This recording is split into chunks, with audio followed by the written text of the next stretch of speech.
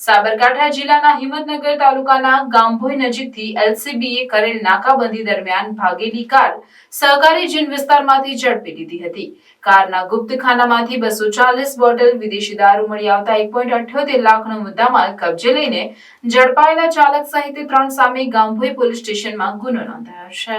Sabarkantha LCB PI S N. કરંગિયાએ telephonic વાતચીતમાં જણાવ્યું કે LCB PSI S J. Chavda team સાથે ગામભોઈ પોલીસ સ્ટેશન વિસ્તારમાં પ્રોહિબિશન પેટ્રોલિંગમાં હતા તે દરમિયાન બાતમી મળી હતી કે એક સફેદ કલરની હુન્ડાઈ i20 કાર નંબર GJ27C2531માં આગળ પાછળના દરવાજામાં બનાવેલ ગુપ્તખાનામાં દારૂની બોટલો ભરીને શામળાજી રીંતોડા ગામભોઈ થઈને અમદાવાદ તરફ જઈ રહેલ છે, જેને લઈને એલસીબીએ ગામભોઈ નજીક રાધે હોટલ આગળ રોડ પર નાકાબંધી કરી.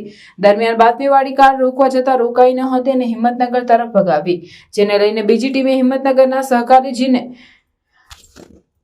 4 રસ્તે બ્લોક કરી કાર રોકી દીધી. ત્યારબાદ કારમાં તપાસ કરતા કારના આગળ પાછળના દરવાજાના ડેશબોર્ડની અંદર બનાવેલ ગુપ્તખાનામાં વિદેશી દારૂની 240 બોટલો મળી આવી હતી. એલસીબીએ 26,640નો વિદેશી દારૂ, ફોન ₹1,2000, i20 કાર ₹1,50,000 મળી કુલ ₹1,78,640નો મુદ્દામાલ સાથે ચાલકને ઝડપી લઈને ગામભોઈ પોલીસ સ્ટેશનમાં 3 સામે ગુનો નોંધી આગળની કાર્યવાહી હાથ ધરી છે.